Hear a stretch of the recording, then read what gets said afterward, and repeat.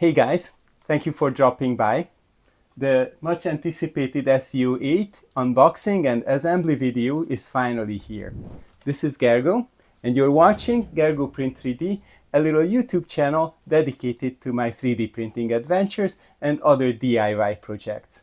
The SV08 has just joined my fleet, but I continue to make videos for all kinds of 3D printers, so feel free to look around. Without further ado, let's tear into that box. The SV08 arrives in the usual flat pack box with laser cut foam inserts. The entire package weighs 20 kilos. Fun fact, the last printer from Sovol, the T300's box, was a good 5 kilos heavier. However, this one, once assembled, will have a similar footprint and 30% larger build volume. We start with this box of tools labeled EU plug. We'll take a peek inside later.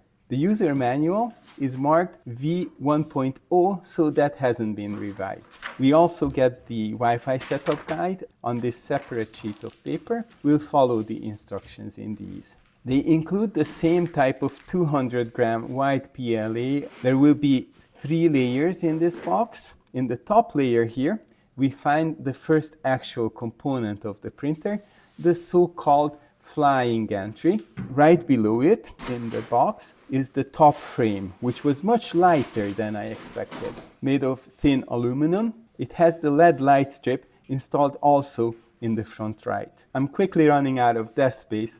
Make sure to have a big enough work surface where you unpack and assemble this printer. So on to the second layer. We find the 4Z assemblies and the extruder tool head here. The extruder cover is held on by 4 magnets. No extruder light, but I'd say otherwise this extruder is most similar in shape and size to that of the T300, and I can confirm that these two printers are using the same type of nozzle heat block combo, which is good news for those of us having both printers. Sovol already offers various size options from 0.2 millimeters all the way up to 0.8 millimeters, which I will test as soon as I receive them. Link to the order page in the description of this video. This is the small 4-row screen with the clicky wheel and an emergency stop button. Where should I put this extruder? It will come out only with the base later. The extruder is packed in this layer, but it's connected to the base in the layer below via the umbilical cord. A bit awkward to handle at this point. The 4Z assemblies look similar, but they are numbered 1 through 4, just as the corners on the base you see. We also find the spool holder arm here. It's made of metal and feels sturdy enough. More Z columns. These are all assembled as well, including the rubber feet, the motor and pulleys at the bottom, the belted linear rails with the gantry carriage, and the belt tensioner pulley on the top. Unlike what other reviewers received, this is already a production unit, so I was curious to see how it would compare to the earlier ones we've seen. They aren't gonna fit all on this desk. On to the final layer with the base. Such a huge PEI sheet. And pleasant surprise, it is double-sided. The back has a smoother texture and nothing printed on it. However, it uses the same alignment system as the T300, which I'm not really a fan of. It is better than nothing, but the corners tend to get lifted if we are not extremely careful aligning it. And then the bed mesh will show these extreme peaks in the back corners. This base is of course the heaviest part, even though much of it is injection molded plastic. Yeah, I didn't plan this step very well. Where am I going to put this? Having the extruder hanging on a cord doesn't make it any easier. Oh well, the foam came out with it. And there was really no point turning it around. All 4 corners are attached in the exact same way. And as far as I know, their order is really arbitrary as long as we match up the numbers on the Z towers and on the corners of the base. The gantry will come later. We can put it aside for now. That at least frees up some space. Time to check the contents of the toolbox. Power cord, spool roller with bearing, a cover strip for the X motor cable, and 2 full-size hex screwdrivers, which are necessary for those screws which would be hard to access using regular Allen keys. At this point, I haven't yet realized the PI sheet is double-sided, so I flip it over to protect the texture side from damage or grease. If I knew it was also PI covered, I would have just placed a piece of cardboard to protect it. The manual actually instructs us to place the extruder on the bed like this. And they also tell us to start with Z4, the front right column, but I think the order is really up to us. You should be able to slide them in from the bottom just by lifting the corners of the base slightly. It does take some trial and error. Some of the columns include various wires. They are taped down with these white tapes, so they are out of the way initially, but still be careful not to get these wires cut or pinched. I had a lot of trouble with Z4. I'm not sure why. I'm not showing all my struggles here, but I've spent a really long time and finally even gave up. I installed Z3 with much less trouble. Then went back to Z4, even flipped the printer on its side to see what was preventing Z4 from sliding in place. Again, I'm skipping a lot of fiddling here until it found its place finally. Of course, this one is a Core XY printer, while the T300 and all previous printers I have from Sovol are bed slingers, which require much more desk space to accommodate the bed's back and forth movement.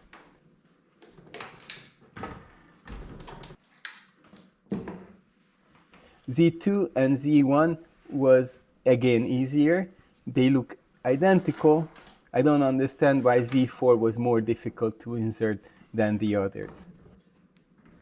It just makes sense. Installing the very first is harder to get right, but going back after my success with Z3 and it was still stuck. If you've already assembled your SV08, comment below how you managed installing these columns. I'm really curious if there is something I might have done better here. But the final result, of course, is not bad. It all came together all okay by the end. If you have the option, I recommend assembling this printer on a table that you can walk around like I do here. Easier than constantly rotating the device around as the user guide suggests. Screws are packed in these little bags labeled steps 1 through 8. So we start with step 1, a pair of M430 screws. The SV08 is my first Sovol printer where these steps actually match the numbers and the order in the illustrations in the booklet. Then step 2, M540, and step 3, another M515 from the other side. Finally, one more M48 on the same side. Good job, Sovol. It makes things so much easier. If you don't want to constantly switch between different screwdriver bits, you can go around by screw type instead of doing 4 different types of screws in each corner, as the booklet suggests. That's actually what I did for the remaining 3 corners. An electric screwdriver will make your life much easier at this step, though later some screws will need the included manual screwdrivers because of their difficult to access location. Assembling the SV08 is really not that much more difficult than any of my previous printers. There are just more repetitive steps involved. These Z-towers are fastened by 20 screws in total, for example, 4 different types. It's probably for stability, but this is about as much as I can manage. I don't think I would be ready for a multi-day real war-on build. I'm so glad the Sovol team did most of the work for us. I'm loving the aesthetics of this printer so far. These sturdy columns make it look a bit similar to the ComGo printers, the T500 and T300, don't you think? I will have the two printers next to each other, maybe do some comparison between the two. I can already find so much common between the T300 and the SV08. The nozzle, the linear rails, the instantly heated AC-powered bed, the power supply, similar integrated controller boards, even the current selling price. I need some experience with the SV08 to be able to say which is the better deal, because up until now my T300 is the most robust and fastest so far of the three from Sovol. When adding the top frame, watch the side with the Sovol logo. It should face forward, and the side with the mounting point for the spool holder should be on the back right. The fit is remarkably precise, and I'm still impressed how feather-light this upper frame is. 4 pairs of M36 screws secure the top frame. I'm using the included hex screwdriver here because I haven't found my 2mm hex bit. It would have saved me a little bit of time. Overall, the complete assembly took much more than an hour for me, but I also had to pay attention to multiple cameras, lights, and mics, and I did not have the benefit of having watched a complete assembly like you do now. Not to mention the parts where I was just staring at and figuring out the descriptions in the user guide. Those parts would not make interesting content here. Next, we are instructed to add the gantry. The motors go in the back and point down. Turn it diagonally to be able to slide it into the frame. It's called a flying gantry because in case of the SV08, the bed is stationary at the bottom and the gantry is moving in all directions, including the Z direction. It took some effort to align all 4 corners. You can grab and drag the Z carriages carefully to move them up or down to have them at the same level to be able to rest the gantry on them. Then we fasten the 4 pairs of M430 screws, which secure the corners of the gantry to the Z carriages. Not at this point in time, but later I checked all the idler pins in the gantry, since some early and beta units came with shorter pins, which caused misalignment issues. I'm happy to report that this issue is no longer present in production units, based on a sample of 1 at least, just as promised by the Sovol team during their introductory live stream. We can be sure they have paid close attention to this issue. I hope you like screws. Get ready for a lot of them. I think I fastened more than 40 in total. 8 here for the gantry, and one of the screws in the corner was inaccessible via electric screwdriver for me. For these, I used the included hex screwdriver.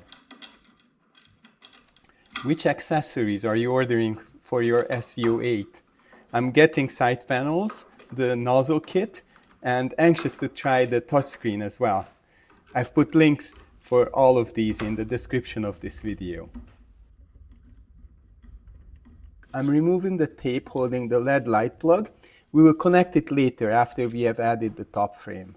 I assembled the spool holder from its 3 parts and mounted it on the right side of the printer. I'm happy to see the SV08 came with this reduced friction variant. Cardboard spools produced a lot of dust until I upgraded my T300 fixed spool holder to a moving one. I'll tell you about it in a future video.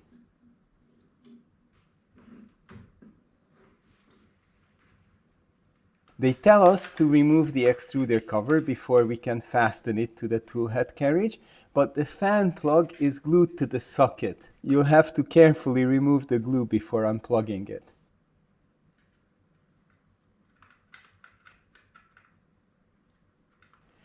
Remember, it will need to be plugged back into the same socket labeled fan 4.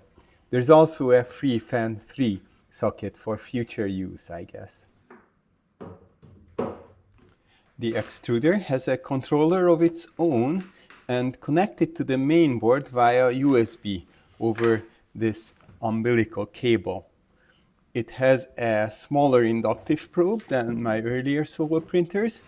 I will compare its capabilities to my other printers. 3 M312 screws secure the tool head on the mounting plate. I was able to fasten them using my electric screwdriver. The accelerometer is also included in the tool head, as mentioned by many others. In case of Core XY printers, we only need one of these. I will show my input shaper resonance test in the next video, but I can already say this production unit is better than early units we've seen. The umbilical harness is attached to the back of the gantry with a single M412 screw. The clip part of it goes on the inside, of course, not on the side where the belt is. The booklet actually does a pretty good job of explaining this. I'm already connecting the runout sensor, though it will come later in the assembly guide. And of course, we don't forget to plug the fan back into the socket marked fan 4. The booklet draws our attention to make sure the little blue filament tube lock is not in the way when placing the cover back.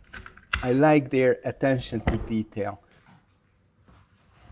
The screen has 2 identical connection ports, so it is important to match the labels EXT1 and EXT2 on the ribbon cables and the back of the little screen. All my previous printers had touch screens, including the 5-year-old Wanhao duplicator i3+, so this will be my first experience with a clicky wheel. Then we can easily slide it into its place from the top. Finally, we get to the busiest page of the booklet, which attempts to address all connections. I started with the lower end of the filament runout sensor cable in the bottom of the Z1 corner, then the lower end of the LED light cable in the bottom of the Z4 corner. Connecting the X and Y motor plugs proved to be quite challenging. Hard he's gonna reach the motors. They seem to be way too short. In my confusion, I even removed the harness clamp, adding another detour in my little adventure, but you won't need to. Eventually, I realized that the solution was simply to take away the white tape, which then allowed the XY cables to extend sufficiently to reach their respective motors. The key is simple: remove all white paper tape, but only do so at this step to prevent the cables from getting caught or pinched earlier. Being aware of this will save you a considerable amount of trouble. So much better when we use our brains. The cables are the perfect length now. X is a bit longer of them, but we will be able to secure it to the gantry so it's not going to catch on anything. The upper part of the LED light cable is just barely long enough to reach the socket on the top of the frame. Just be sure to remember to unplug this if you ever need to take off that upper frame. I flipped the printer on its side because the Z motor plugs are only accessible from the bottom. It is actually refreshingly easy to flip fixed bed Core XY printers on their side. It takes so much more effort to access the bottom of bed slingers like the T300 or my SV07 In a recent video of mine, I show you how to flip the T300 with the least trouble. I wish all printers were like the SV06 and 6 Plus with all electronics so easily accessible. So we plug in the 4 Z motors, but I can't resist. That bottom cover has to come off. It's made of thick aluminum and held on by 6 small screws. That tiny fan grill is ominous. My T300 looked like that, and the tiny cooling fan behind it was the loudest whining thing. I hoped it was going to be better. It wasn't. You'll hear it soon. And in a future video, I will also show you how I already replaced it since. I can imagine if one keeps their printers in a garage, having a noisy idle fan might not be so much of an issue. But I keep my printers in my apartment, and although I'm not spending that much time in the printer room, it still drives me crazy if they are too loud. What do we see inside? A 150 watt power supply, looks exactly like my T300's, bed heating, and the integrated controller board, which includes both the MCU and the Pi, which is running Clipper. Before touching anything inside, I ground myself with the radiators. I will make a backup of the EMMC card even before turning on the printer for the first time. It's just good to have the original firmware.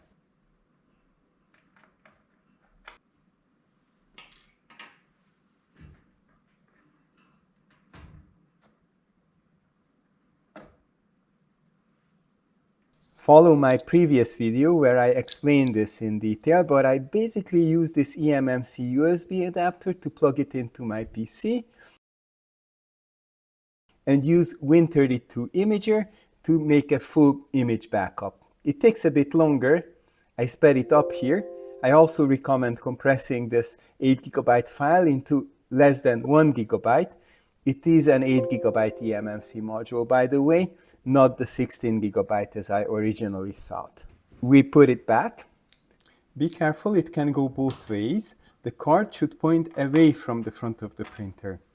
And don't tighten the little screws too much. Re-add the bottom cover. We need to be careful not to tear any cables with the sharp edges as we maneuver to align with the screw holes. I found it best to add the top screws first, but don't yet drive them in all the way, only after you've added the other 4 as well. I'll see how often we need to access the electronics. Maybe we can come up with a quick release bottom cover upgrade in the future. Flip back the printer on its feet. The label says it's 18 kilos. I guess I won't be able to lift it so easily after the official metal side panels are added. There are only a few more things we need to do before turning it on. The filament runout sensor cable should be zip tied to the upper frame. That piece of cable channel cover strip is for the X motor cable, so it doesn't dangle freely either. Talking about measurements, you'll need a 55 cm deep and 70 cm wide desk space for the SV08, including the spool holder. We are also instructed to zip tie the camera cable to the bottom of the gantry, and I had to read the instructions a couple of times until I understood how the cable can be routed between the motor and the blue corner piece. I guess we could add more zip ties later if it tends to come loose.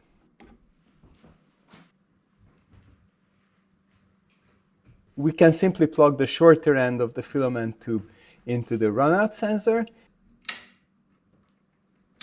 PTFE tubes facilitate filament movement, maintain precision due to their low friction, high tolerance and heat resistance. This piece of tube feels good enough quality for the purpose. So here we push the longer end of the tube into the extruder.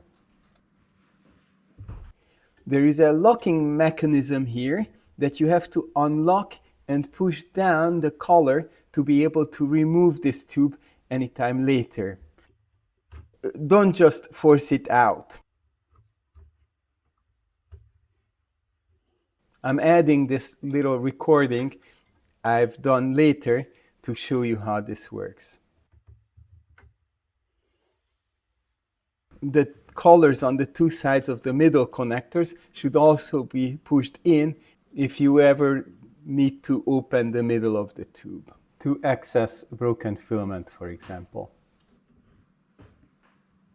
You will find a bunch of these little clips with the other accessories. Use just 3 of them to tie the umbilical cord and the filament tube together.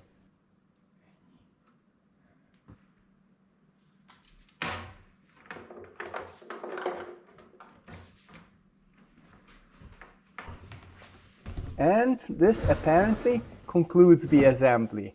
Time to turn it on. Oh brother, it is pretty loud. We'll need to take care of this very soon. While you're waiting for it, you can make a backup of the contents of the USB stick, like I did here.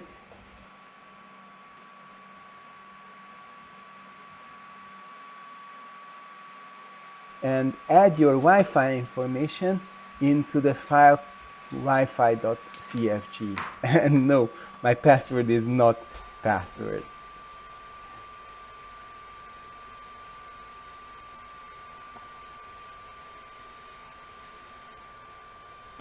The LEDs turn on and the main screen appears.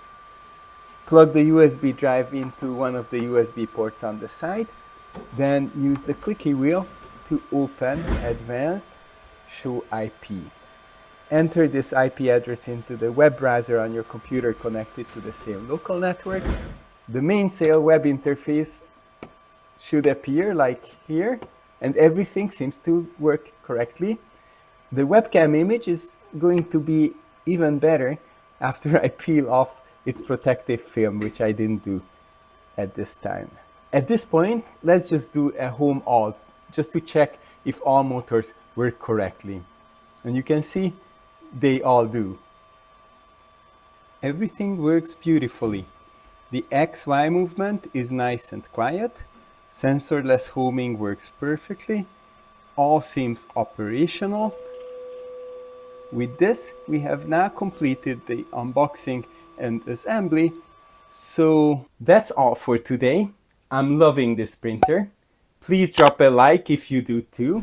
And if you're planning to order one, please use my affiliate links for the printer and its accessories. It won't cost you any extra, but it will acknowledge my role in your decision. In the next videos, I will show you the steps of initial setup, leveling, printing this 3D benchy, setting up Orca slicer, testing input shaper resonance, proximity sensor, and more. And that board cooling upgrade I did 2 days into using this printer because the original fan noise was so unbearable. Be sure to subscribe not to miss any of these, and I promise I'm not forgetting my other printers either. You'll see me producing more videos about them as well. In fact, you're welcome to watch these up here, or as I always say, go print 3D.